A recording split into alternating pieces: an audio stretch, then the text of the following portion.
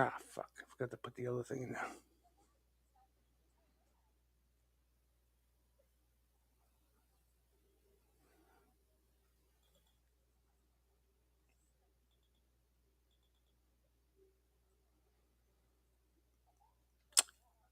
Damn it.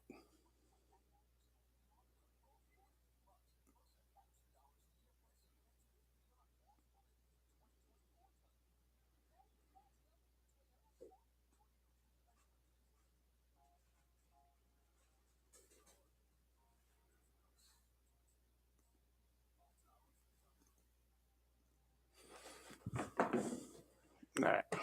Oh, is this? Why does this keep doing that? There we go. What's up, everybody? Hide.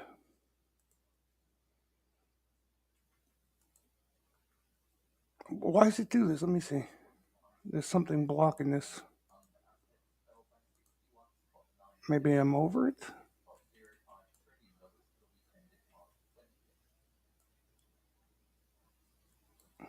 What's behind this? This?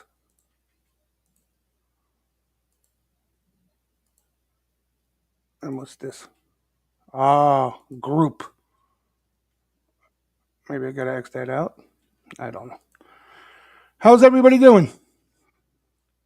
FedEx, good earnings. Let's see, FedEx. Whoa.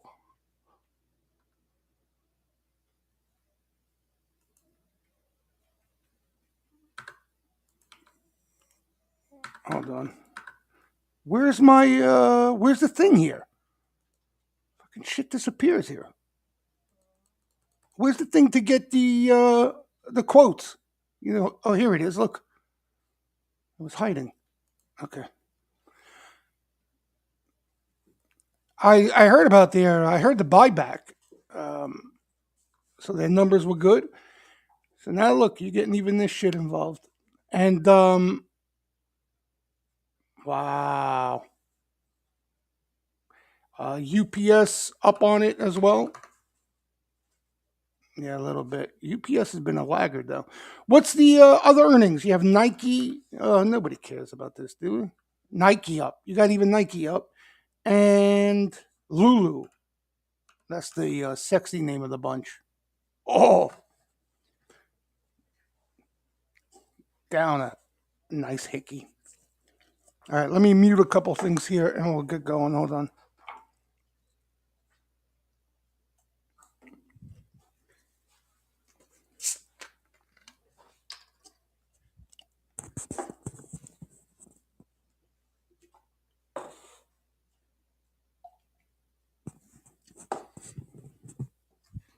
All right, welcome everybody.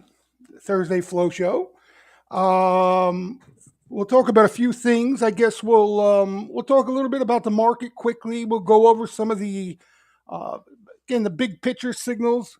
Those are the more important things right now, right? To keep an eye on, because that's what's kind of been hinting to this continuation of this melt up bullish price action we've been seeing. And then we'll talk a little bit about today interestingly enough there was a lot of repeat activity. We'll spend some time on it. A lot of repeat names that caught the bulk of the action. There were a few names we could talk about, but let's just talk about the Fed quickly. We touched on it this morning. For those of you who weren't around, um, you had a setup where there was the possibility if the Fed kind of dropped the ball, right, and wanted to be a little more hawkish or wanted to push back on some of the quote unquote euphoria speculation of risk assets out there, they had a chance to do so, right? And if they did, you probably would have seen a fairly violent and healthy washout rinse over the short term. Okay. If you think back to 2022, think back to that Jackson Hole meeting where the market was rallying. You had a lot of the more speculative stuff. Assets in general were rallying, and the Fed. A lot of us thought the Fed needed to do something, right, to keep things in check, and they did. right? And then the market ran into a wall um, and couldn't find its footing again. That's the difference, right? From the market back in 2022 to what we're in now. Okay. A lot of us, including myself, thought that even being an election year, even as political and as rigged as this game can be, that the Fed would have to stay on the more restrictive side of things. One, to get a complete washout of speculative assets, right? You had pockets of asset bubbles out there, from NFTs to SPACs to crypto, all sorts of things, right?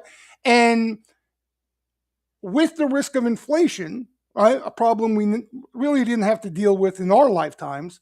You got to go back to the 70s. Uh, a lot of us thought that the Fed, legitimate Fed, not a political Fed, would have to stay a bit restrictive, okay, to make sure they stick a dagger in inflation, right? They wouldn't officially pivot. They wouldn't give speculators what speculators wanted until inflation was dead and buried. And a lot of those speculative pockets, all the air comes out. Okay. That takes a bit of time, right? So a lot of us thought it would carry into 2023. A lot has changed, right? And we get more and more proof, more and more evidence that any of us who thought that Powell may be different or may act different, uh, Powell and Yellen may put politics aside and worry about inflation and taking care of business. We get each and every week more and more evidence that that's not the case. Now, we could be jackasses, right, and fight that, right, which most perma bears, or even not perma bears, but a lot of people with a lot of pride who like to pound their chest making calls and hate being wrong, will complain about Powell, the Fed, and the game being rigged, etc. Right? Or you can make the best out of the hand you're dealt and react to something that you didn't expect and make some money along the way, right? So, and the reason why I bring this whole scenario up is that going into this Fed meeting, again, a lot of people out there thought that the Fed might lean to the hawkish side, possibly if they were a bit too hawkish and had the market price out cuts in general for 2024, that it could lead to a pretty healthy rinse in the market. Now, that again, I felt all along that rinse, that washout would be viable. I don't think that can kill the strong bullish narrative that's out there right now. It's too strong, but nonetheless, over the short term, it would have caught a lot of retail, a lot of speculators leaning to the long side. Okay, but what do we get? We got the complete opposite, right? Not only did we get more information that the Fed is eager to cut rates this year, they're looking for an excuse to cut rates this year, but more importantly, they're willing to allow inflation to run a little bit on the hotter side, let the economy run a bit on the hotter side, being that it's an election year, and they really don't want to get in the way of that. Right? They're not going to get in the way of that. That there really would need to be a serious spike in inflation. I mean, a serious threat of inflation for the Fed to go back to that 2022 playbook. And that's what the bulls fear, right? That was the risk, that inflation would start to perk up again, and all this easiness that's out there would come to an end because the Fed would have to worry about and tackle inflation.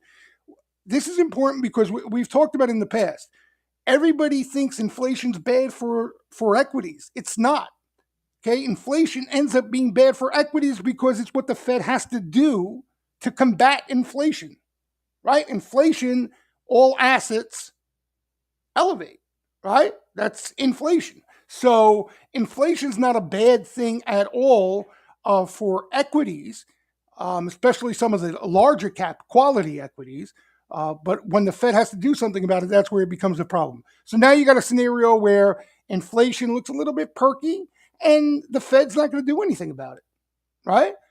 And that's the situation at hand. So that narrative that's out there, right, is a strong one, and it's, I sound like a broken record, but we're going to need to see something that shock. We're going to need to see something that we're not talking about, that we're not acknowledging, that ends up stirring up some problems to overpower that bullish narrative.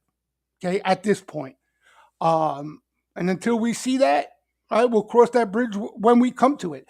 On top of that, big picture signals, which and the big picture signals that we look at on the positioning side and the credit markets, their job, right, for us is to elaborate that information that we're talking about right now. Okay, the majority of us, it's above our pay grade to try to make sense out of the macro side of the game. Okay, not only make sense, but how risk assets, all assets, will react to that information.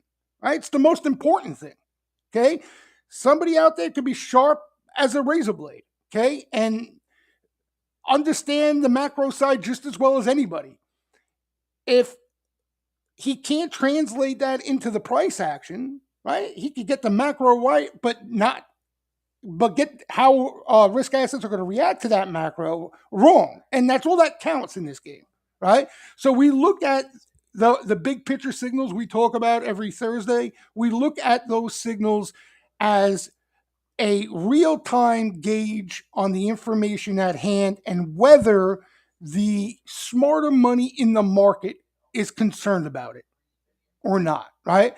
And as for the credit market signals, we'll start with that. They've been screaming to us that there is a Fed put at play, right? Risk has been sucked out of the market completely since that October low last year. Okay, not the October prior to that, which was the bottom, but last October. Okay, off the Fed and Yellen pivot, risk has been sucked out of the market. Now, we really didn't see anything fundamentally change. Yeah, inflation came in a little bit more, but now, right, showing a little signs of perkiness again. So it wasn't really that inflation was gone per se. The economy has been resilient, but it's not booming, right, to the point where risk is going to just evaporate out of the markets. Okay, the markets were telling us that there's a situation out there of a Fed put, whether we want to acknowledge it or whether we're hearing about it or not. Right? We've talked about that. And if you remember, for those of you who've been on these webinars or even Steamroom members, we talked about how these credit default swaps were kind of in a range since the October low of 2022, right? They weren't making new highs on this particular indicator I'm referring to, which gave us a green light to look for opportunities, especially in individual names and sectors in the market on dips, right? But it was more range bound. It wasn't telling us that there was a Fed put at play or risk on per se, right? That changed again the October the following year, last year in 2023, okay? And we talked about if credit default swaps, if this indicator rolls over, that's what it would be signaling to us, that there is something at play here that we may not know about, whatever it may be, okay?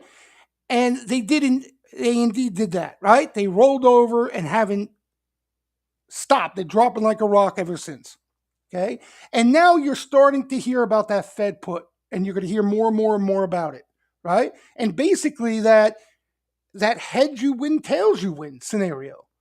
If the economy, right, if something goes bad, right, if the job market finally cracks, the Fed wants to cut rates, okay?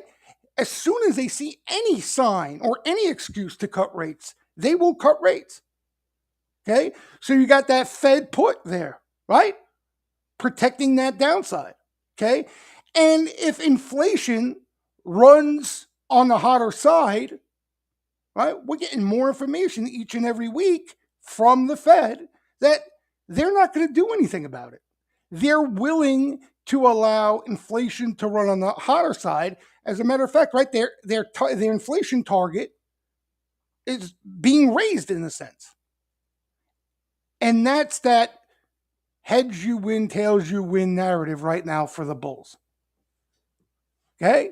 How long that will go on for? Again, nobody has a crystal ball to predict what shit shows up along the way, right? But when you see a setup like that, right, the next thing you look for, at least I look for, is, okay, if that's the case, the main risk to that narrative, right, outside of something showing up that we don't know about, so you can't handicap that, the main risk is everybody is aware of it, everybody's positioned for it, right? So if everybody's already long based off that Fed put narrative, then there's a lot of risk. There's more risk than reward on as far as on that equation side, right? Everybody's long, not much left to buy, and if there is a hiccup along the way, you got a lot of selling. Okay? So that's what you look. That's what we look towards after we see that narrative, and you look, and right now, that's not the case. Okay, as much as even myself, when I go on social media, hate it when I see the Lamborghini steering wheel profile pictures pounding their chest over how much money they're making in their Webull account. You know what I mean? And how much I hate the crypto shit and the bullshit coins flying all over the yard. All right. Retail is definitely long. Retail has been participating. There's no doubt about it. But that's just retail. Right? On the professional side of things, and hedge funds in particular, which is a large amount of money in this game, right? We're looking at the information, right? That's all that matters, the information, not what people say, but what they actually do. And they have not believed in this rally at all, the whole entire way, right? It's something we've been talking about every week, right? So we had another instance here where the market continued to melt up, going into expiration week, going into all sorts of possible bear catalysts that they were concocting, the Fed meeting or CPIs, you name it, whatever, okay? And they started to lean on shorts again, right? Not chasing rallies, not getting long because they missed the boat, but trying to outsmart the market and short. And that's what we saw here, right? So here's the zero line, right? They finally got back to neutral into this high here, thinking that would be a top and maybe there'll be some bearish catalyst for a short, and they added to shorts, okay? And the market caught them, right? Especially coming out of the Fed this week. This week, right? So now we just saw as an update as of yesterday, they got squeezed, as they usually do, okay? But they're still short, right? They are not long at all. And if you look at on the other side, again, this is individual names, right? Well, then you can make the argument, well, if they're short individual names, they have to be long futures. They have to be, right? And they're not. Okay? Where's the other thing here? Here it is. This is what we refer to as Sharpies in the futures market, equity index futures, right? And what they've been doing in this cycle, they've been booking, taking the other side of the hedge fund trade. Okay? So hedge funds have been short. They've been taking the long side, the contrarian side, Sharpies, commercial hedges. Okay? And uncharacteristically, what they've been doing into the melt up they've added long exposure, right? And for those of you who haven't been around when we discussed the future positioning in the past, Sharpies are notoriously known to be contrarians, right? So the majority of the time, they're buying into corrections and pullbacks, right? Here's the bear market of 2022 into 2023. They went from aggressively short to aggressively long, right? And going into the start of the bear market in 2022, the market continued to rally. What they do? They got aggressively short as the market continued to rally, right? So what they would usually do as a market melted up here, they would characteristically add shorts and get more aggressive on the short side as that market continued to melt up and extend. Because usually what would happen on the positioning side, the melt up would create more bullish positioning from retail and everywhere else, right? As the markets went higher, people would feel more bullish and add more exposure. But obviously that hasn't been the case. Hedge funds have actually got short over the last couple of weeks, and Sharpies added long exposure here. All right. So when you look at this stuff, right, it's hard, again, with everything we're seeing out there, right, with signs of potential bubbles and euphoria in plenty of pockets out there, it's hard to really get too concerned when you see Sharpies net long into the quote unquote bubble, right? Like the end of 2021 into January 22, okay?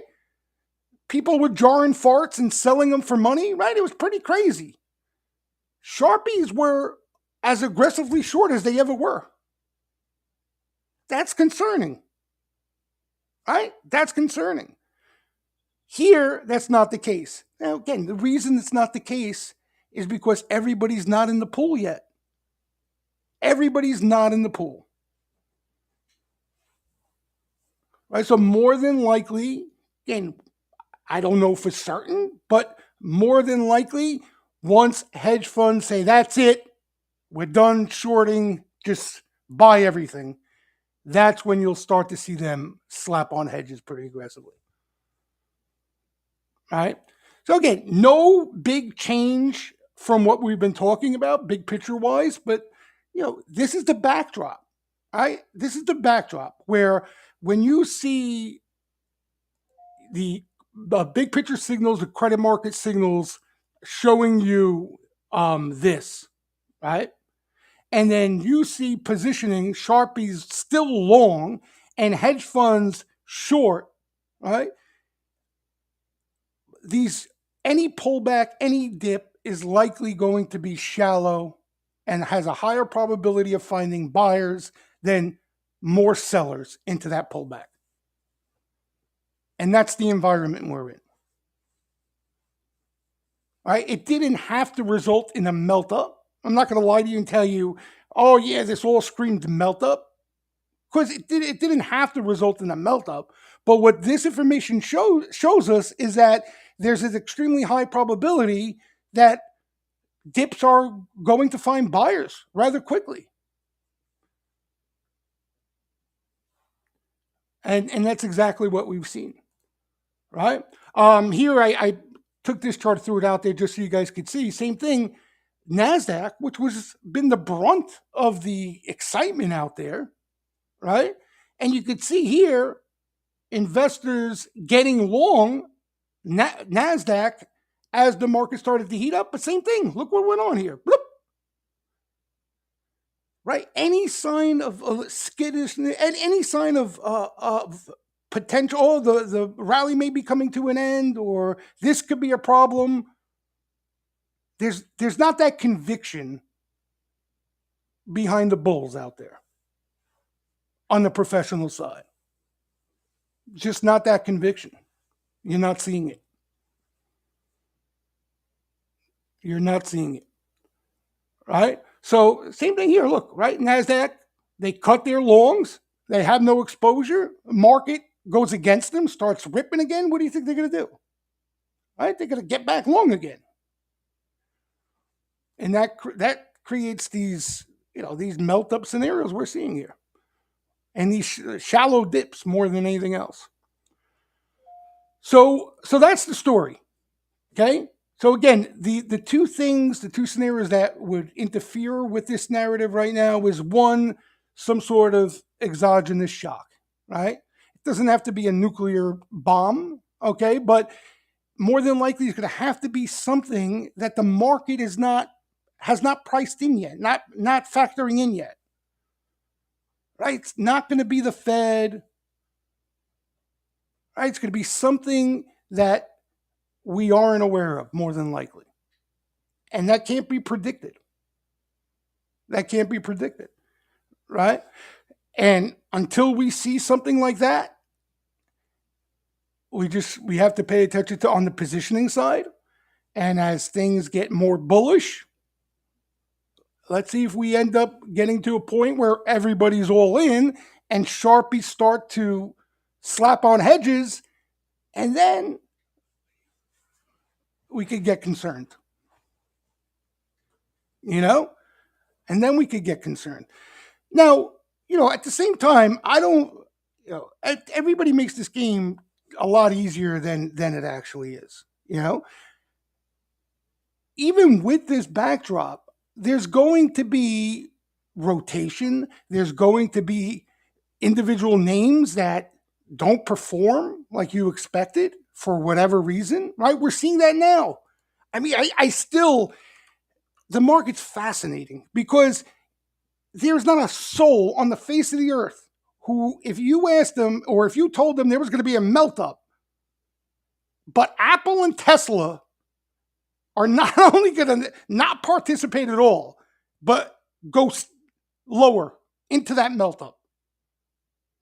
Okay? Trade lower into that melt up. Who would have believed a scenario like that? So it's never as easy. Again, the safest route to take is if you play the indexes, but you don't get enough dips, right? So the indexes force you to chase higher for new entries. Right? If you have lower entries and you're continuing to roll and continuing to hold, yeah.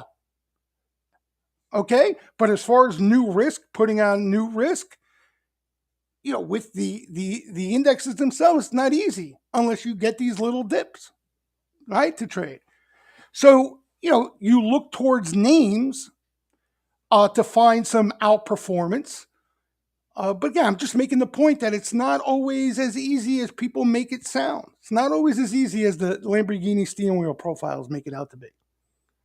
Right? There's always risk, and you just got to be aware of it, and give yourself a little time. You can't expect weeklies to work out every single time you play weeklies. Right? They're the most risky. They're the most speculative. And you're not going to predict every move and every name inside a couple days. All right. So the other thing too that we've been talking about is constructive in the markets is that we've been seeing a lot more participation. Right. That AI trade has really spread out into so many different pockets of the market. Right. Again, without even having a clue about the industry, AI, or which I'm going to talk about, the retail sector, I'm convinced it's being AI driven, but you're seeing retail names just explode, right? These AI infrastructure names, we already know about the semis, right? And I still think even if you are having a little more difficult of a time where you don't feel as comfortable buying something and hoping that it eventually goes, I think you could take a really tactical approach to this market and still find a lot of success. Right? We all want the buy what's his face, buy Nvidia at low levels and watching it and holding it and watching it explode, right? And you'll run into those regardless. But you know, not everything is going to explode the way you would like it, right? Not everything's going to explode like an Nvidia. And if you want to be, what I'm getting at here is, if you want to be more conservative, if you feel a little uneasy, you're worried about maybe something popping up, a shock or something, and you don't want to get caught, you can take the market's giving you opportunities to play this game tactically, quite efficiently, and still be quite successful. And what I mean by that is something we've been talking about for the last few weeks now, where you get these breathers, you get these pullbacks, all right, and we utilize flow as a trigger. But when sweepers come in and start to buy off these consolidations or pullbacks, that's your cue to put on a trade. And when and if that rip shows up, you sell into it. Right. So again, buying off a pullback or consolidation and then selling into the rip over the short term. As long as these conditions continue, we're going to see plenty of that. Plenty of it. Now, not every pullback is going to snap back and rally for you, right? But the reason I say sweeper activity as a trigger, I'm a big believer that with the addition of sweeper activity, with sweeper buying, that increases the probability of you finding success off that pullback. Right? And I'm talking about regardless of short-term time frames, right? If you want to be really, really short-term, as far as extremely tactical on time frames, any weakness, right? So you see any of these semiconductors, they sell off, they have a decent sell off 1-2 days. You see some interesting sweeper activity coming in on the call side. That's what you're looking for.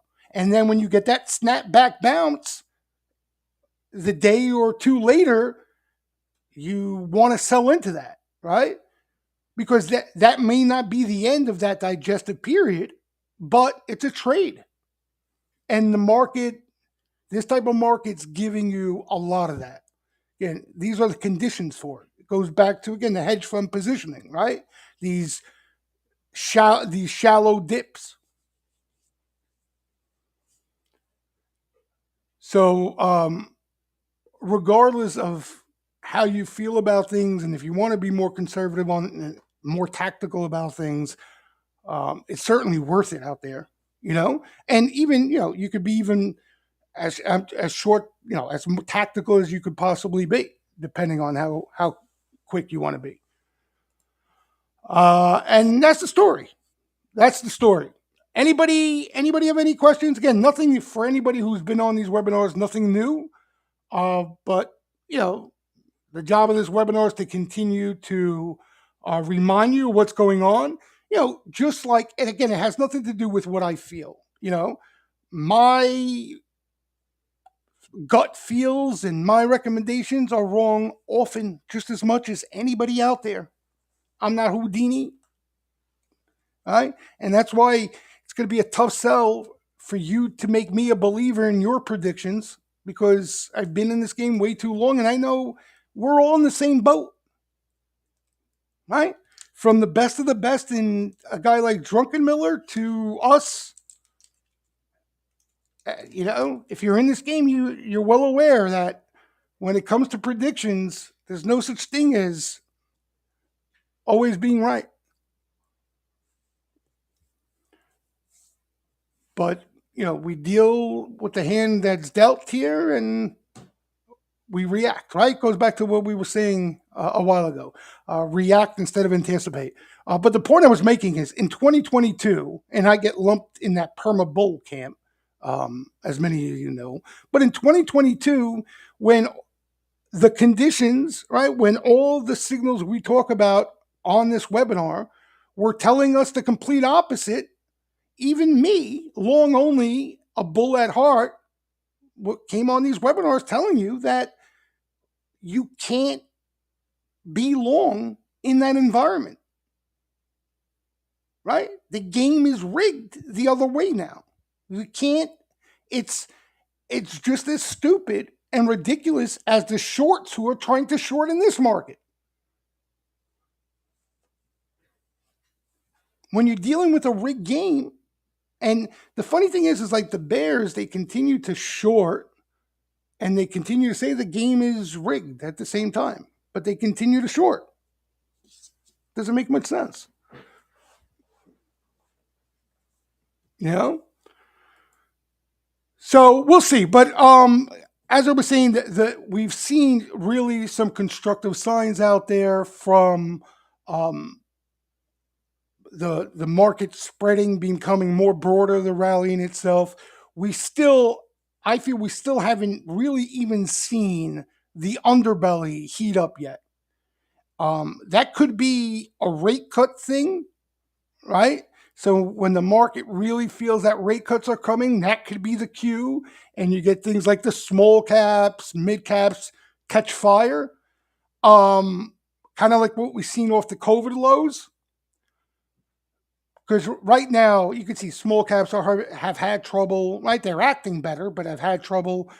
They need rates cut. They need cuts. So that could be why we really haven't seen an aggressive onslaught of sweeper buying in underbelly names. But the few, right, and it's more now. Again, it really changed since last October. It was far and few prior to that.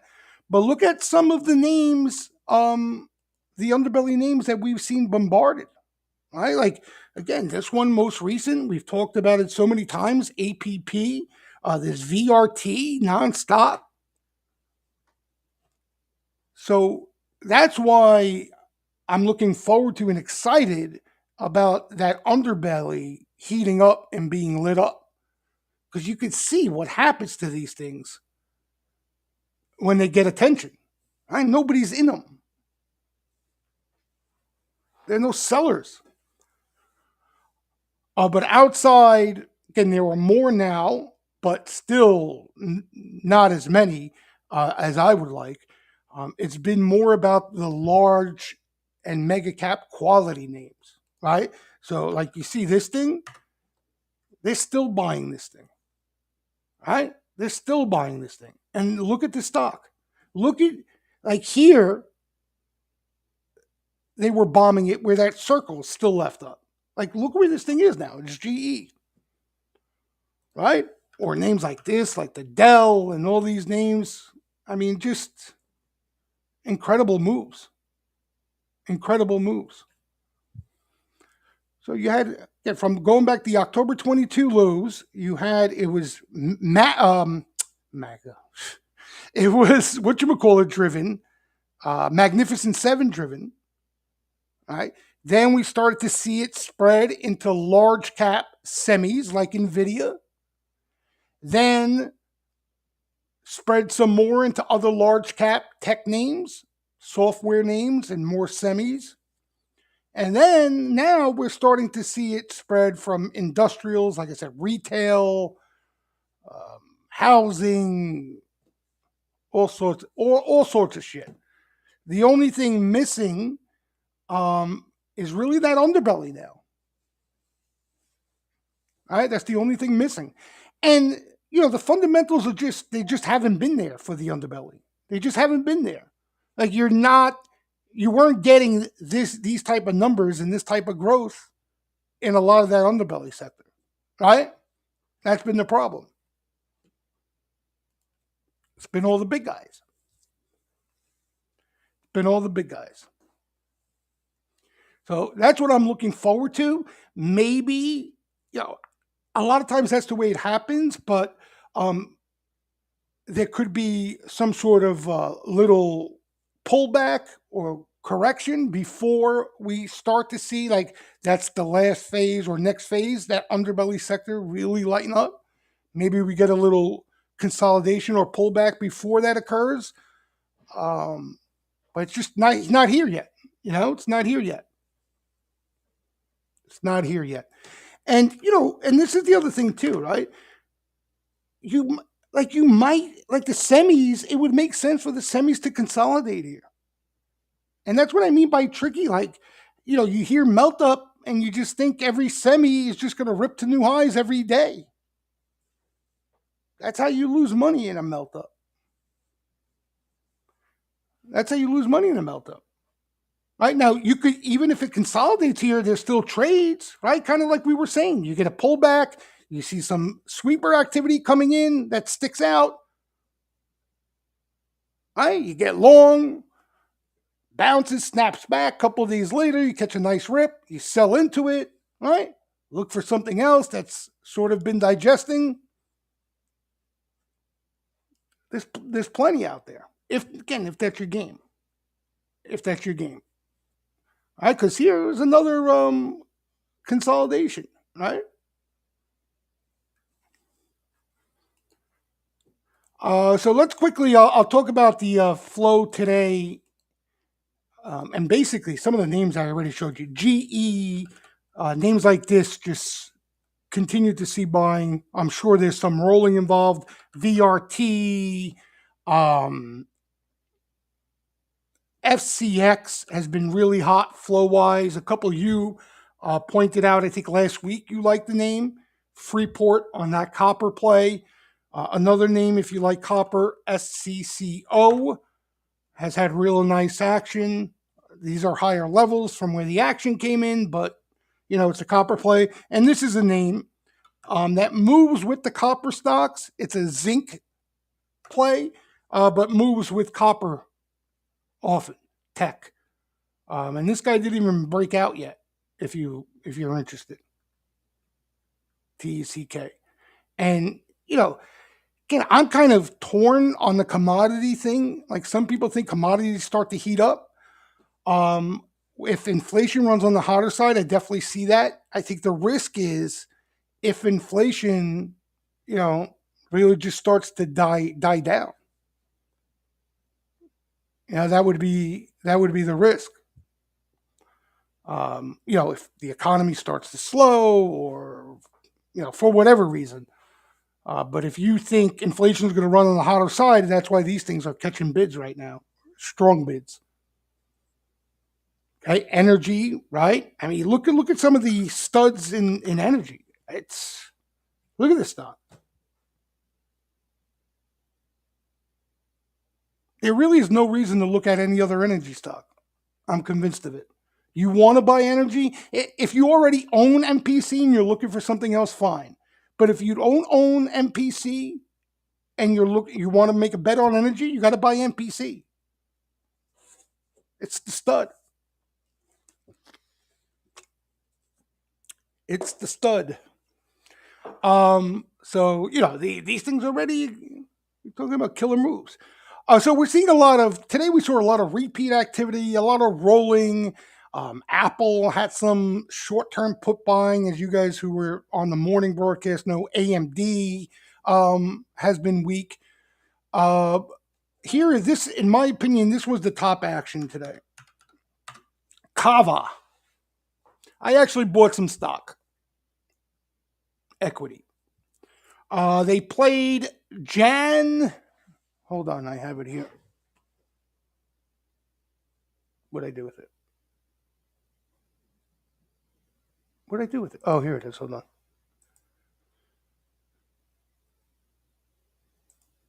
I'll take a screenshot so you guys can see it. Oh, let me take a screenshot from here. It'd be easier. Hold on. So you guys could see how they came after it and why I like it. I actually day traded it today and I held some stock. Where is... If we do get a pullback, I'm going to add to it, if anything. Let me see. Well, hold on. Where is this fucking thing now? Here it is.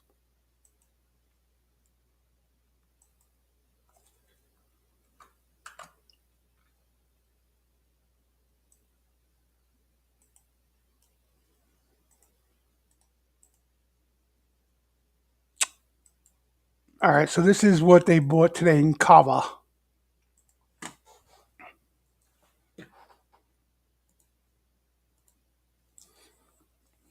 Jan deep in the money 35s, and they paid 35, 36. All right, so time behind it, that's real buying right there, you know? That's fund buying. Now, the only thing I would say about this is there's been flow in it. It's already been moving. You understand? It's not my cup of tea setup wise. It would be even better, I think, if you get sort of some sort of breather here. Would look really, really good. But you know, in this market, you see, right? These things run and they don't breathe. They just keep going. Right? That's the problem with this type of market. So if you like it, you got to buy some, and if you get a pullback, look. Oh, did I just unplug you guys? I don't know. Look to add. Look to add.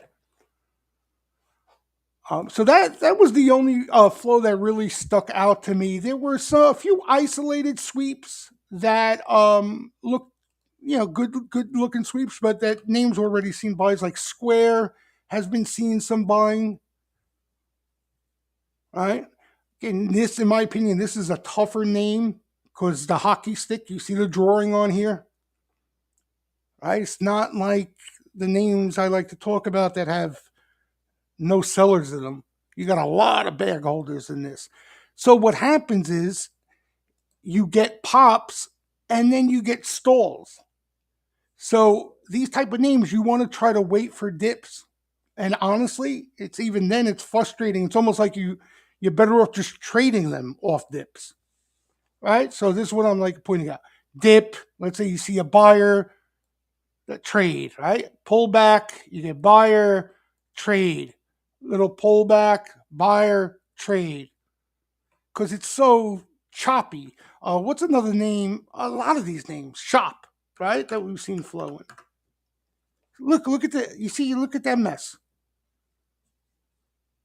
All right, look, hockey stick and a lot of shenanigans, right? That's why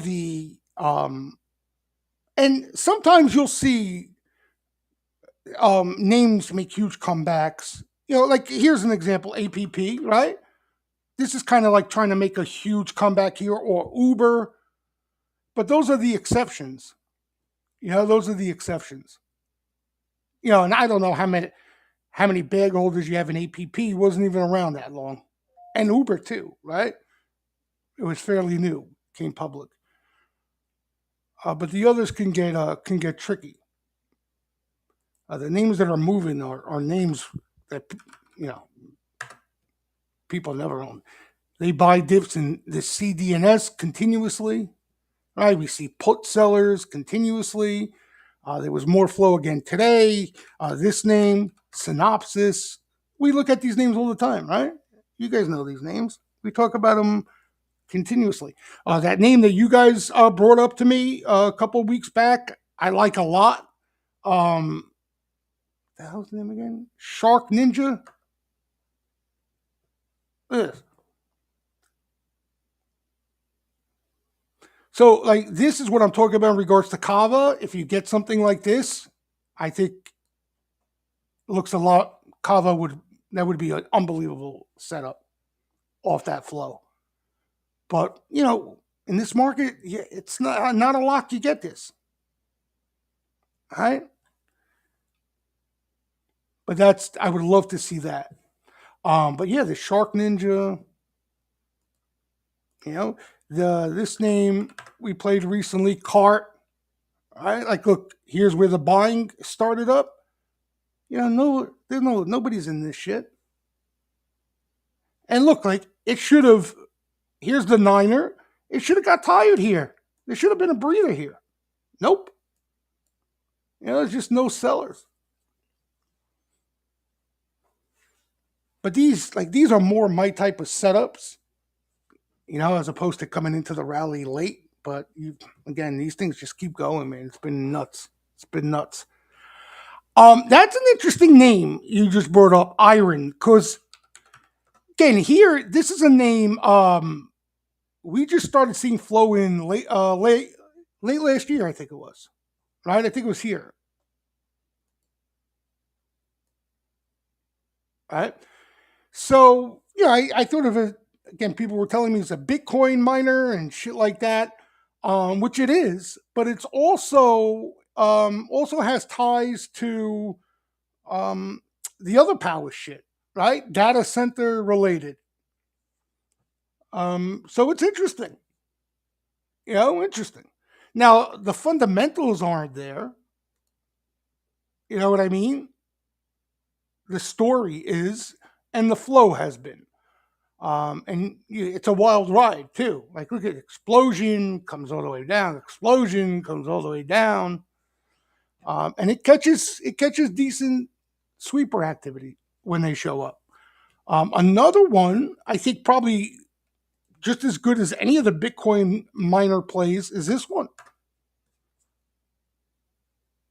This by far had the best flow in my opinion.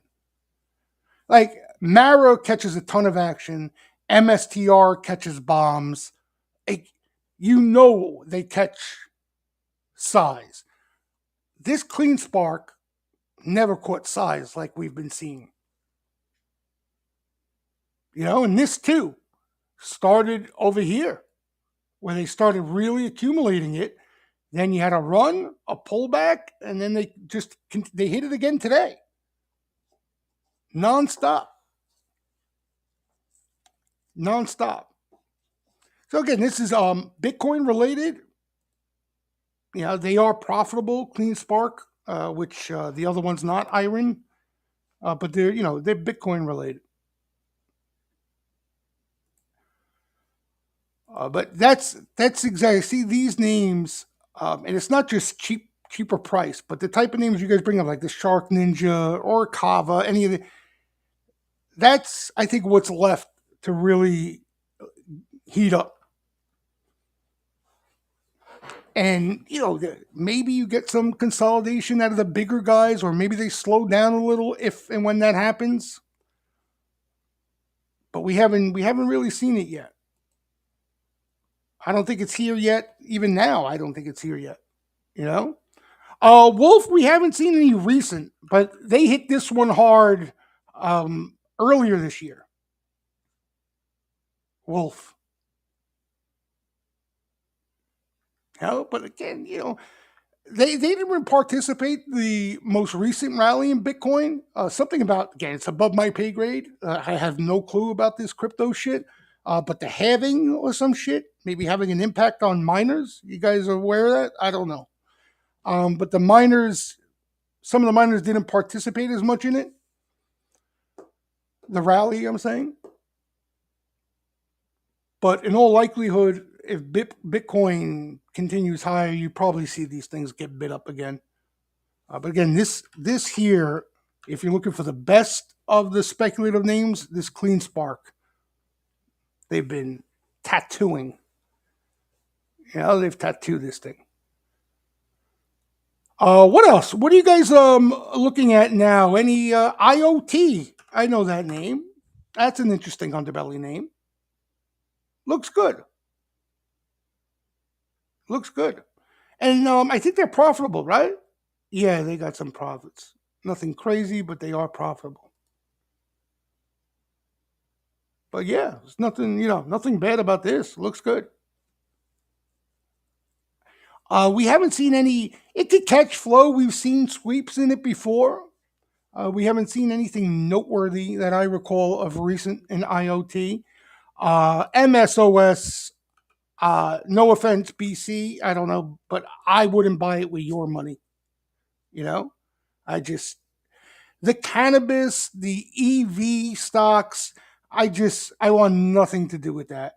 Now, granted, if you get that liquidity driven rally like we've seen at times, and the more the speculative stuff catch fire, you're going to see all this crap squeeze. Maybe there's a big squeeze in it, but this is the exact opposite, BC. Again, no offense to you, just me. of what I like. Like you see this, like I look at a chart like this, right, and this turns me off right away. This hockey stick, and you guys remember, right? And again, I didn't create it. It's just a thing that I've seen throughout my years in this game, right? That's that hockey stick formation. When you get that manic bubble and it bursts, people are drawn to the big pullback thinking, oh, it's a buy now. Maybe it goes back to highs. Oh, it's a buy now. Maybe it goes back to highs. And instead, what they do is this, the hockey stick. And what happens now is the majority of them will trade in ranges here. Right? So if you are bullish in any of these hockey stick names, what you the approach you got to take with it, in my opinion, is you're looking for the right side of the chart now to make higher lows. And you want to buy those pullbacks. You understand?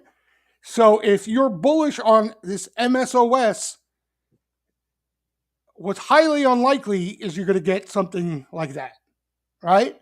What's likely to happen is shop. See that? Hockey stick, and now look what it's doing here. It's frustrating as all hell if you're going to hold through it all, right? But if you buy pullbacks, it's not too bad. But you can't chase rallies. You can't chase rallies in these things. Okay? I'll give you now the exception. Well, kind of the exception is like an Uber. All right. But I don't know, right? I don't know if I would put Uber in that category. But maybe, let's say, okay, this would be the exception. Right? So what Uber has done is it did that and then really just caught fire here. Right? But the trip towards highs was kind of that uptrend. And this is the exception. The majority of them will really frustrate the living piss out of you. So that's the problem, with these things. Whereas, some of the other names that are breaking out to new all-time highs, or a Kava that's new, or a Shark Ninja, you don't have those sellers. When buyers come in for a Shark Ninja aggressively, there are no sellers in the way. And that's why you get these type of moves. Or even this, nothing significant happened in CART that I know of. But I think the reason why it moved so easily, this is straight up. No sellers. That's the definition of no sellers. All right? Because the thing just came public. They didn't even want to buy the IPO when it came public. It went straight down and dead.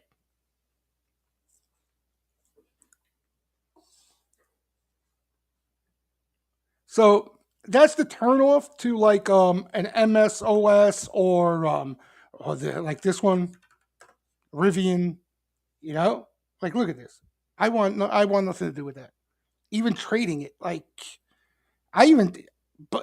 say that, and I've tried scalping this thing a few times, but now I can't even look at it. All these EV names, they're a dime a dozen. They're all going dead. Besides, look at FSR, bloop, dead. Lucid, bloop, dead. Like these are all story, And it's no coincidence, guys, right? I'm no fundamentalist, but it's no coincidence that the biggest winners the big winners They all have numbers behind them. Now that may change, okay, if liquidity becomes a big part of this rally, if the Fed starts to cut rates and things become more speculative in nature, maybe you start to see stories find buyers instead of fundamentals.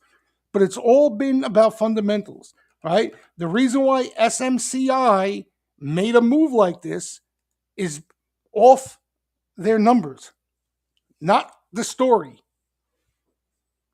Even a name like this, okay, they are not losing money,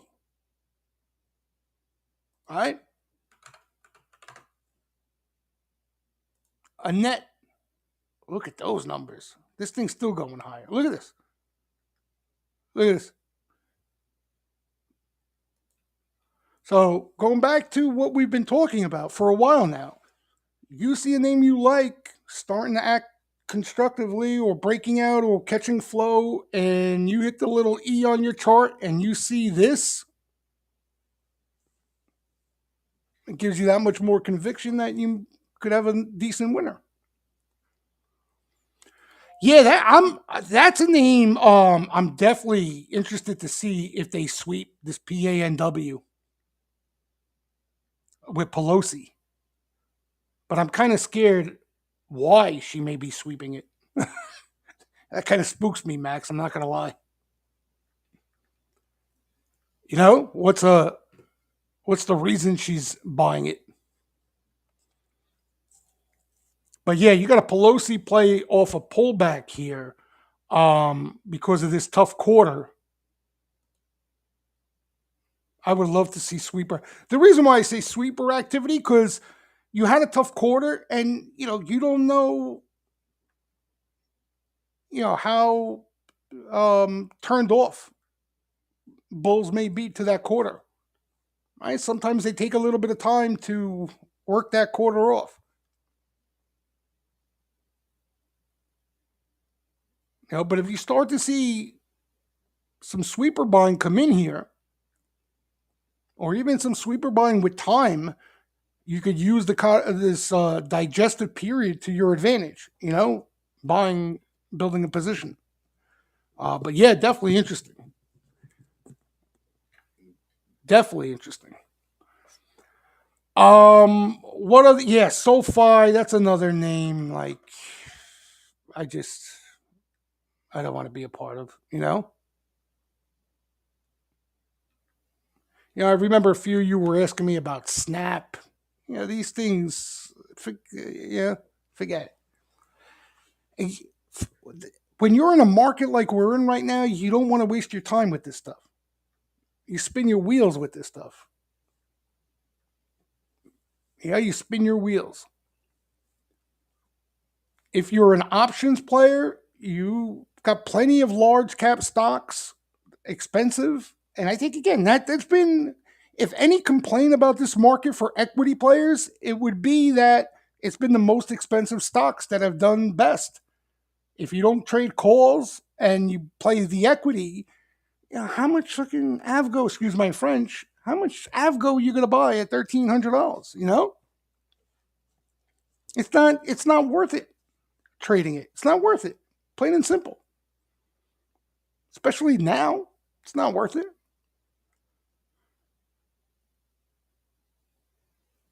So you look elsewhere. And again, the good thing, since last October, there's been other places, right? Like even a Micron, guys. All right, same thing.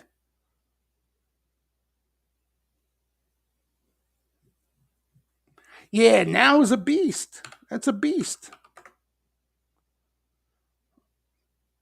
So like if you're an option player, you got all these names to play call side with. If you're an equity player, right, that's where you want to look for these type of names here. And if you're an equity player, if we do get that underbelly to light up, that's going to be your time to shine. That's where you're going to make your money.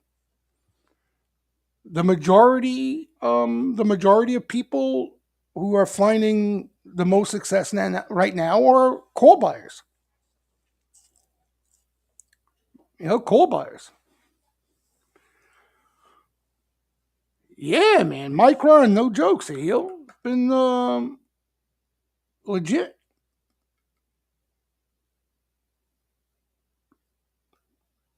Look good too. Gave you dips too, Everything everything you could hope for with this Micron.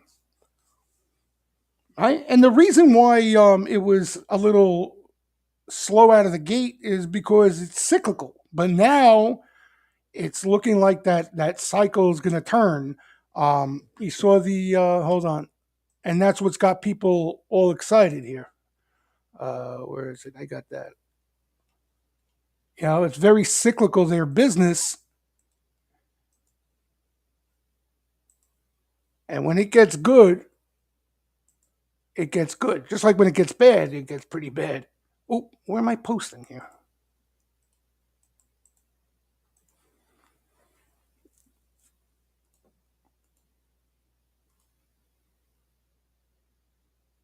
All right, so you see how cyclical Micron's earnings are.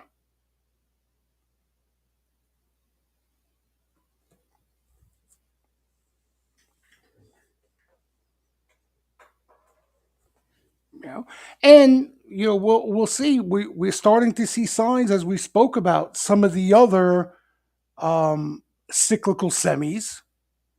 You know, again, I think you can buy all these things on dips already. Just like the way Micron started out. Here's that NXPI, right? Dip, pop.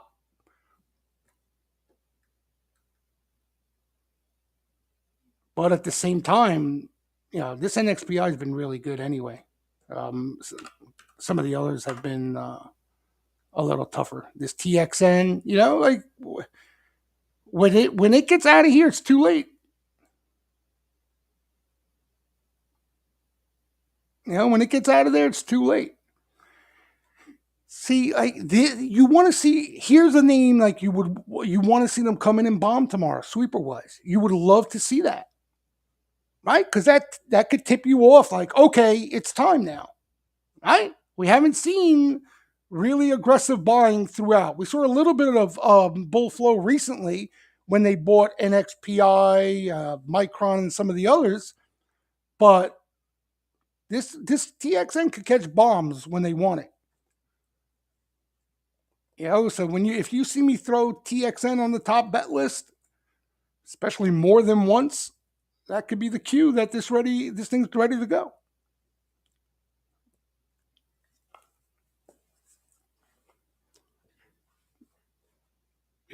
What other names you guys got? ZI, I own ZI.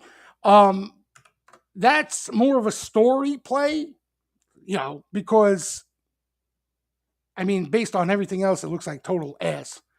If ZI, if you one of you guys asked me about ZI and it didn't catch flow, there's nothing to really like about it, But what got my attention, the reason why I bought it, the type of order flow that came into the name is the type we usually see when a fund is positioning.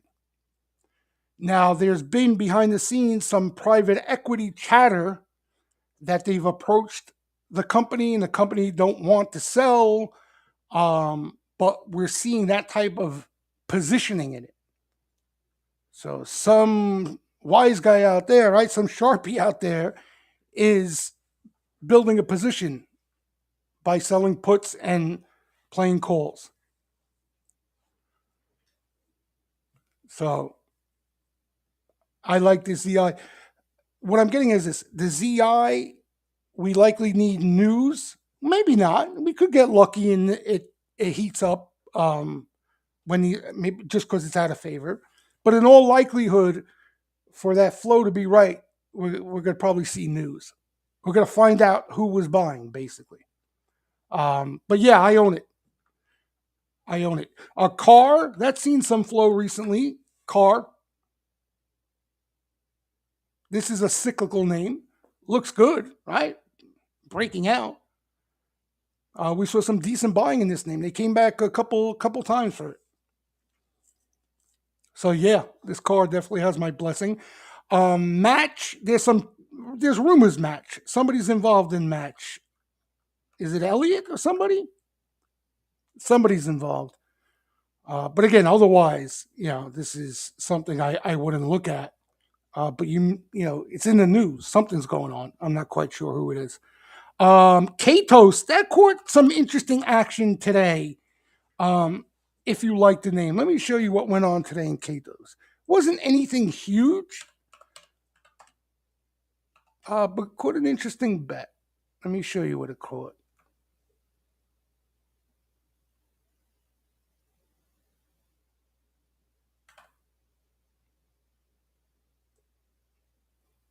Now, here, I'll show you the only problem with the Katos, why I didn't put it on the top bet list. Otherwise, I would have put it on there.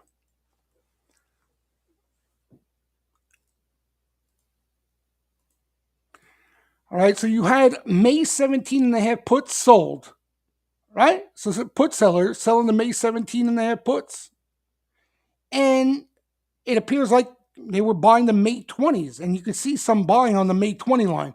But the largest order there, which was a block, was listed as a cross. So it may not be clean. I think if you like the name already, you could own it, right? Off the put selling even. But if not, you probably want to see them come back again just to confirm it's clean. And you got a nice spot there. That's what I like about it. Right? Off the pullback, like we've been saying. I own shares in ZI, Ray. I own shares for now. I may add calls if I think you'll get moving. You know what I mean? If I see some flow that I feel like there's going to be some momentum or something. But I own shares, so I left some room if I want. I can add that sort of thing.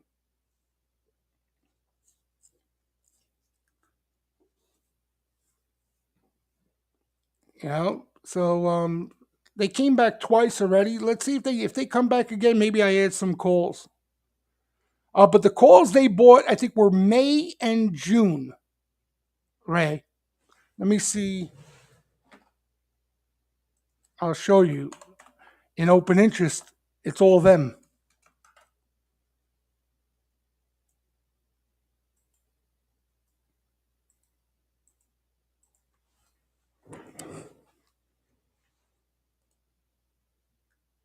So here they are. May 17 and a half calls. These are the top open interest positions, all from the flow we saw. 10,000. They sold the 426.13 and a half puts. They sold. They bought the June 25 calls. They sold the May 12 and a half puts. They bought the April 17 and a half calls.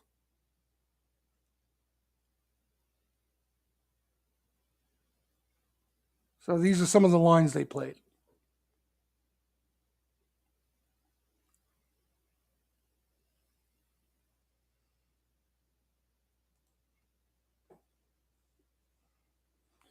We saw a little bit of put selling here, and that's why I remembered it. Down there, we saw some put selling, and then this squeeze came, but this squeeze wasn't news related, if I remember correctly. It was just a short squeeze in a lot of these beaten down names. Like if you see if you see a short squeeze in some of the underbelly names, right? Some of the laggards, the ENPHs of the world, when you see them all start to move, the high multiple stocks, this thing can squeeze. And that's what happened here. So you can we may see that by accident without any news, kind of like what happened November. But if you're looking for like momentum plays, I wouldn't play this. You know what I mean? You could be in a market going up, and this thing may not do anything, and frustrate you if you're looking for something different. PLTR, yeah, There's been buying. Again, I look at it as you can buy dips in this name and trade it continuously. I don't know. Some people that's not enough in this market. I don't know why. Um, and the reason I say that is because this name has been a bit frustrating to hold on to at times. Right? Like, look here. Okay, you had this big move off of earnings, and then you had a lot of nonsense. Now, again, I made the same point then. You get pullbacks, and they love to hit this off pullbacks, and you got trades off these pullbacks. Okay, you see both big moves got kick-started off earnings.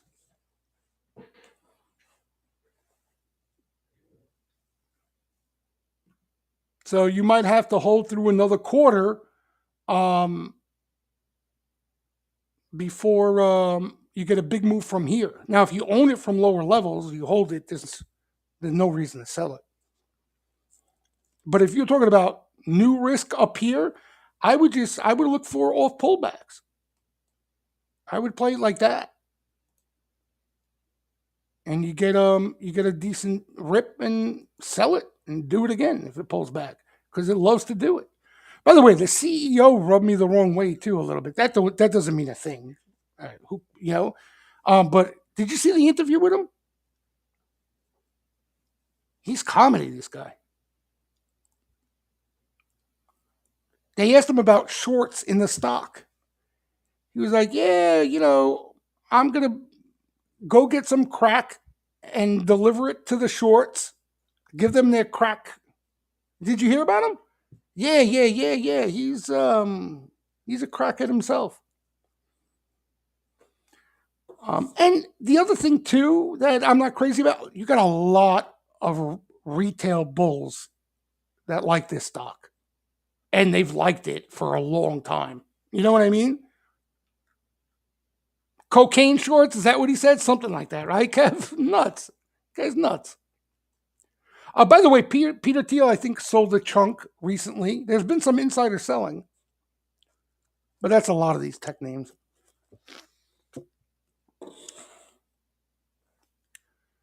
A lot of these tech names. But again, nothing. Look, everything looks bullish. I think the reason why you're getting these moves off the earnings is because they want to see the profits, and that's why the stock started to move. You see the numbers; they've turned profitable. Here's this quarter. So if they continue to do what they're expected to do as far as profitability, you're probably going to see higher prices.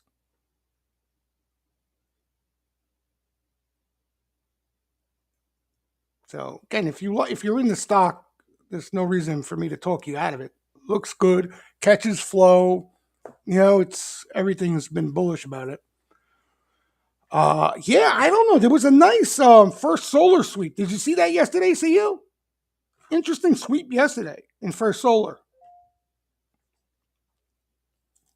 I tell you though, I hate the sector. I do not like the sector. You know, especially with Trump coming in if he gets elected. But a lot could happen between now and then. But this is the one I think you want to play if you like the group. I think you have to play this one.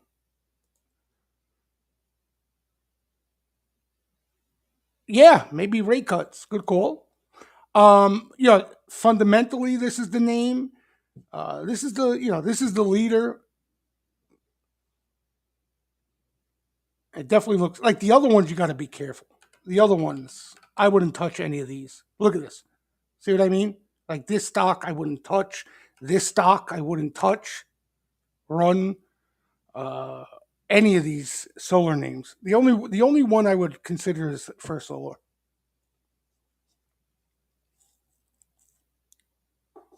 Yeah, maybe Seal. Very possible. Very possible. But yeah, an interesting order yesterday in First Solar. Let's see if they come back for it. But quite a nice sweep. Definitely caught a nice sweep. Starbucks, let me see. I haven't looked at it. I actually day traded a couple of weeks back, maybe, or some flow. Or might could be longer than that. I don't know. Yeah, this thing's been pretty quiet, huh? I mean, if we see flow, you can make the case for it. You know what I mean, Max? If you see flow, without flow, it looks too tricky for me.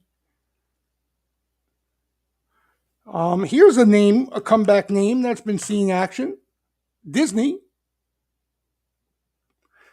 Um, there was some really nice action in Disney. The one Lucci played off it. I think they were 2025 calls, if I'm not mistaken. The Disney calls, but um, has seen saw some nice buying. If you're looking for a comeback play, it's been moving, and you got what's his face in it. That's probably who's doing all the buying anyway. What else? A couple more names, and then I'll let you guys one. RTX. That's a defense name, right? Yeah, that's a nice rally. See these things too, Stace. Again, now it has nothing to do with the stuff that matters. Flow, I don't remember anything noteworthy. That's all you should care about out of my mouth. But um, backdrop wise, you have where you have a deficit running to wazoo. Um, the Yellen, Powell, and fiscally, they want to run the economy hot. So you're probably going to see a good amount of that this year, an election year. Where they may need to tighten the purse is in this group, right? You see already they don't want to send Ukraine money. They don't. I I don't know. Now again, Trump when he came in, this was the best sector in the world when he got elected. But if they cut spending from certain areas and cut here, could be a problem. So it's kind of like that for the solar backdrop. Yeah, this is tough. What is the there's one that usually looks better. No, that's not it. What did I say? Wait. Oh, GD. That's it. Yeah, look. This is the best in the group, Stace. This one. General Dynamics. But, you could see the move already. But we saw some flow in it when it broke out here. We saw a nice sweep. LMT, yeah. Has that been moving? I don't remember seeing any flow in LMT. That kind of looks like the Stacy's Raytheon. Not bad though, right? Just looks kind of choppy. I don't know what's the difference, Jay, between this and that, right? Something's different. Something's different. I mean, look at the numbers on this thing though. Jesus Christ.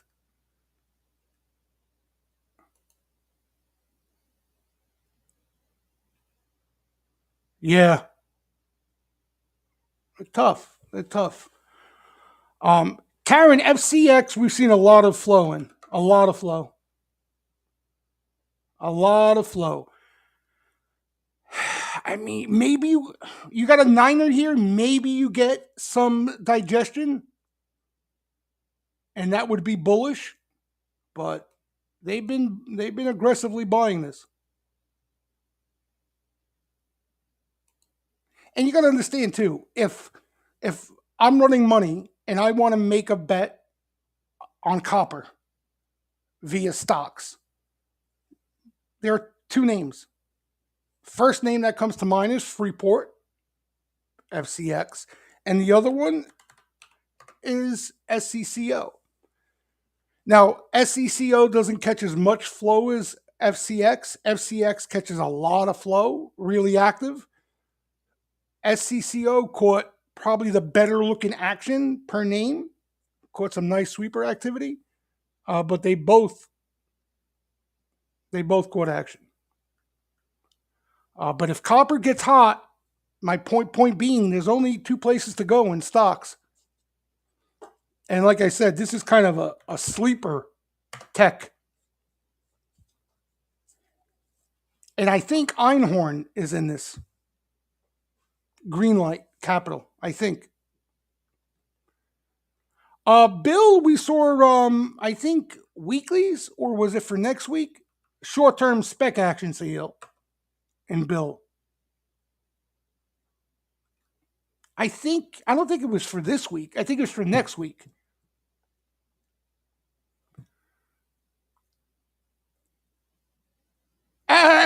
DraftKings, you see that? So not only are we going to turn you into a degenerate, but once you're a degenerate, you know, we'll treat you for the disease. But anyway, DraftKings, there was a monster roll in DraftKings today. Big time roll. I thought it was a new bet, but it wasn't. And see, that's the difference, you know? But it still looks bullish, DraftKings. Still looks pretty bullish. Okay, here, like, this is the stuff, unless you're looking at the flow, you can't, you won't be able to see, and you just think it's a new bet. But $5.5 million came out of May 26 calls. So they closed that position down, and he took the whole amount basically and rolled it into June 30s. But that's the way they like to play this thing, deep in the money. But yeah, the flow's been bullish. The flow's been bullish. The flow's been bullish. But this is what I thought you were referring to.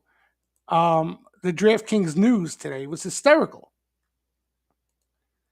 DraftKings announces an expanded relationship with Kindbridge Behavioral Health to provide access to therapy and treatment for problem gaming.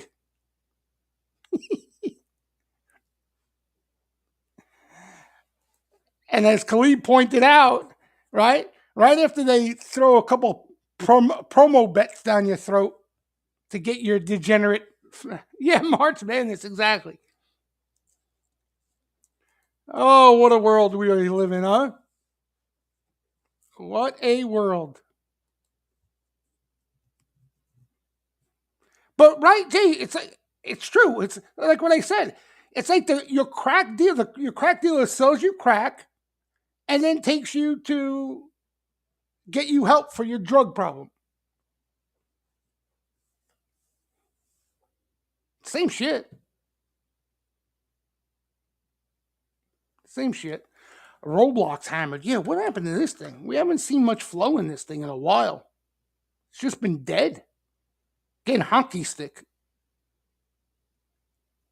Just a hockey stick. But they never, again, you look here, losing money. They never could turn the corner, And it's honestly, it's just after that drop, and this is that hockey stick pattern. It just, here's your range, right?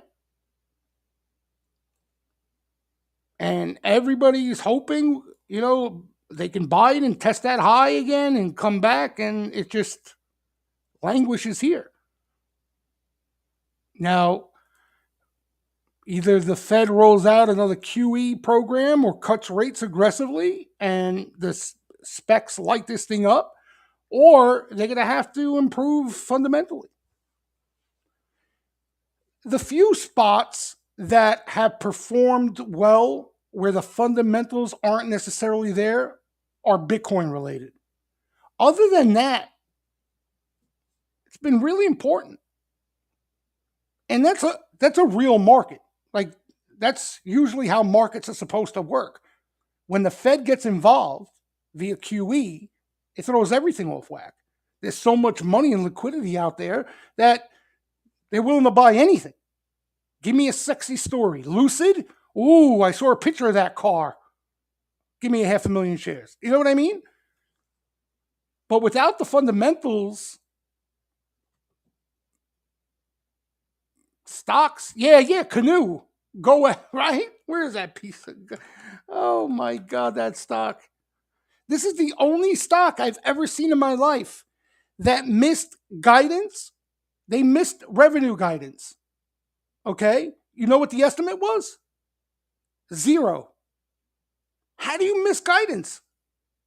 How's that even possible? Yeah, yeah, yeah. Remember? Like, how's that even possible?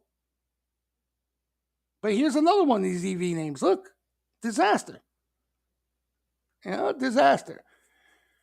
So the only ones are the Bitcoin. Now, a buddy of mine made a good point with the Bitcoin stuff. The Bitcoin stuff, their fundamentals are going to be impacted from the price of Bitcoin. You understand? So there are fundamentals there. Like you look at some of these miners, I think it's Marin, right? Profitable. Look, you know?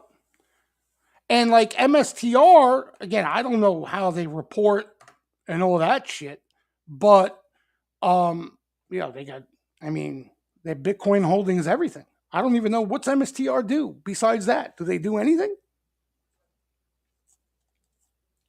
So MSTR is going to move pretty much with Bitcoin. There's no shot, right? Let's just state the obvious. There's no shot in hell that Bitcoin goes into a correction and MSTR doesn't. No shot in hell. You know?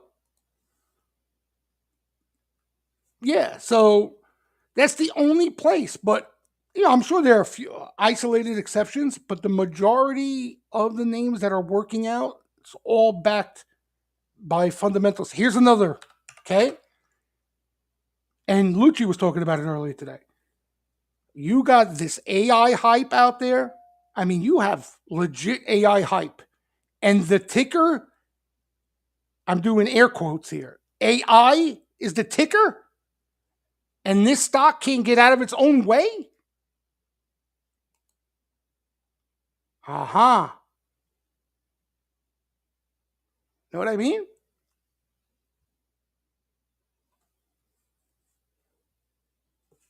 So fundamentals, since um, the talk of rate cuts and the spike of liquidity and shit like that, you I wouldn't say break, but you're starting to see the fundamental thing crack a little bit, where they're getting a bit more speculative, right?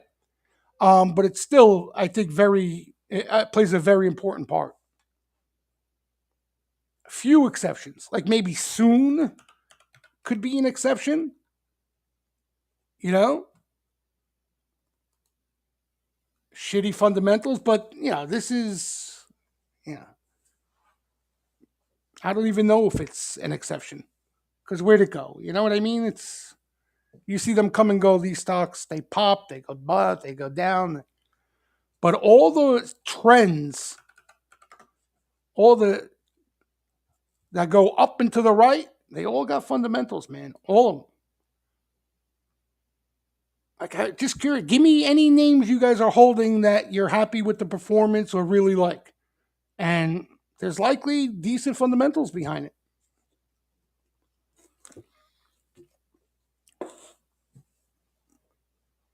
it. Decent fundamentals behind it. And that's the thing. A lot of these cyclical names, once their fundamentals start to turn, like when their fundamentals go bad, they're still profitable. The growth slows. But when it turns, kind of like a micron, that's where you notice the numbers on these things. TGLS. What is that? TGLS. Oh, yeah, yeah, yeah. I think you brought this up to me before. Look, I don't know if it was you, somebody. Oh, Tobias, it was you. Yeah, look, you got fundamentals. All right. So you know the answer to that question. Looks really good. Yeah. It looks great. Looks great. VBR. Let's see. Oh, this is an ETF. Wow, look at the value ETF. I would have small cap value. Wow, Stace, I didn't know it's been moving like that. Interesting. And small caps in general really didn't get hot yet. That's really interesting. MMM, the old Minnesota Mining. This is one of the cyclical names. This thing's been in shambles, right?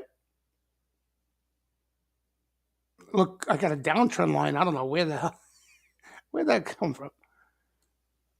You had a severe downtrend in that thing. Yeah, if the cyclicals continue to catch a bid, this should do better. See, like these are profitable companies. They're just not growing. You see, their earnings keep going down. Boomer stock, exactly, exactly, exactly. Mobley, this stock has had some issues. This was a nice trade. I think, Stace, we talked about this, didn't we? I actually traded this name recently too. It caught some short-term action for a trade, but they're tied to that auto LiDAR sector, which has had problems. BLDR, that's a great stock. Well, last I checked, let me see. Oh my God. Oh my God. BLDR is over $200. You know what I nicknamed this stock? Baby Home Depot.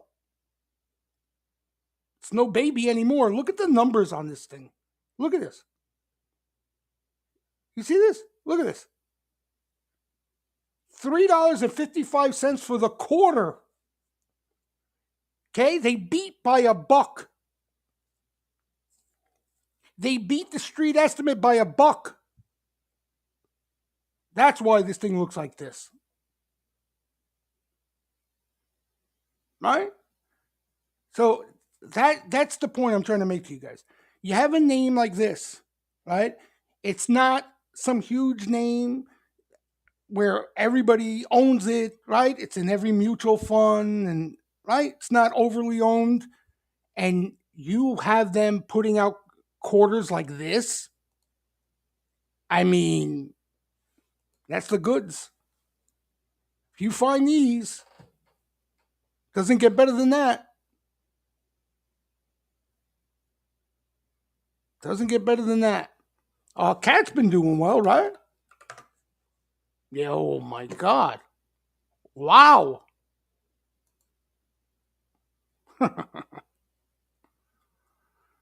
Wow. Dexcom. I think we saw action in this Dexcom.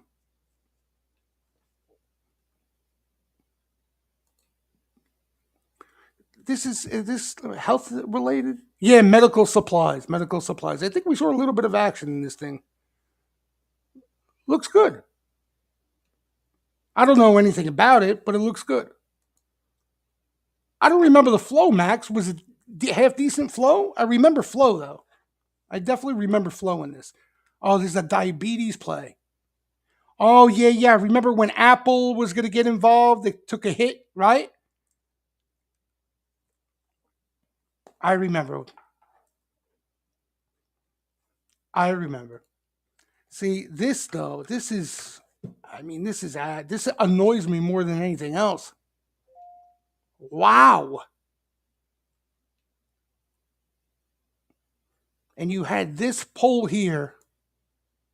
That's the beauty of corrections. Okay. The only reason this happened was because of the correction in the overall market. That's it. It wasn't fundamentals or anything. Look at this. They beat by $1 every quarter. Oh no, here they only beat by 36 cents. $4 for the quarter. I cannot, bro. I remember this stock. I kid you not. I remember it for a while now, but I remember this when it What the? When it broke out here. Broke, consolidation, bink. And I remember that. That was the last time I looked at it. I cannot, that was at $80. It's 211. OPK, you know what's so funny? I know this stock for so long. I don't even know if he's alive. The CEO, the founder of this company, his name is Dr. Frost. He might be dead now. And he buys the stock. Insider buying, you see it continuously, nonstop, every month.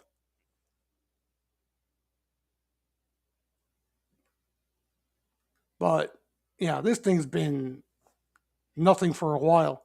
I don't know what the spec action was today.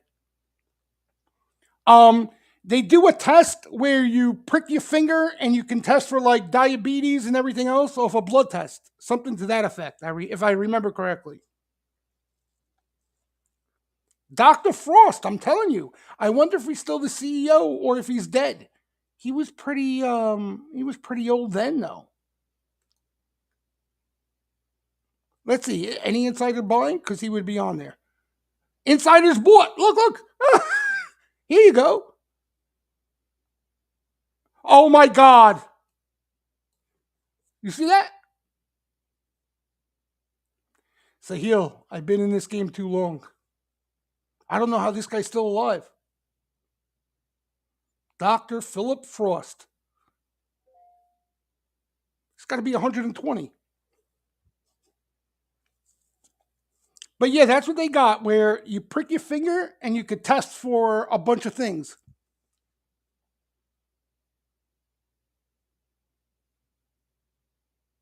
But this stock hasn't done anything in a long, long time. Look at this. Long, long time. And I remember it from, I'm talking about back here.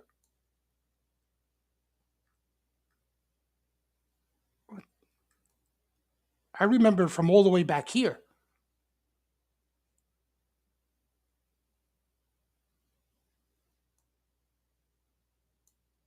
Crazy. 88 years old, Kevin. Holy shit. So he wasn't that old. Well, let me think. 2000? What year is it? 2024. He was only 60 back then. Wait, he's 88 now? That guy's still fucking ticking at 88. Unbelievable. Dr. Frost. Yeah, he's a well known guy out of Florida, if I'm not mistaken. I think he was on Kramer's show once, too, back in the day. That's hysterical. Yeah, so Sahil brings it up today. We saw some cheap spec buying in it. I don't know why. Maybe off insider buying that's coming in. But insider buying, telling you, it's every month from this guy. Every month. Go look at the filings if you're bored one day. Just go look at the filings. It'll blow your mind. It'll blow your mind. That's funny stuff, though. All right, boys and girls. I think I'm out of gas here officially. I did. Well, we made it 2 hours almost, so I lasted. All right. Enjoy the rest of your Thursday night. Have a great weekend. Tomorrow's Friday already. Again, the weeks like this, okay? They just keep zipping by the weeks.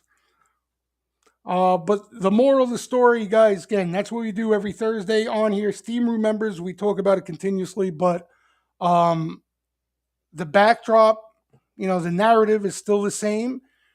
Any weakness, any pullbacks, try to look for some long opportunities, even on a tactical basis. And if the signals start to turn, I will let you know about it. I promise. All right, we'll see. Let's see what Sharpies and hedge funds do tomorrow. We get an update at 3:30 tomorrow. So let's see if any changes. Yeah. See, I've been playing mostly NBA with these guys. I haven't played much college hoops this year. I don't know why. But if anything interesting, I'll throw it out there. Anything interesting. Have a good night, everybody. I'll see you guys in the morning.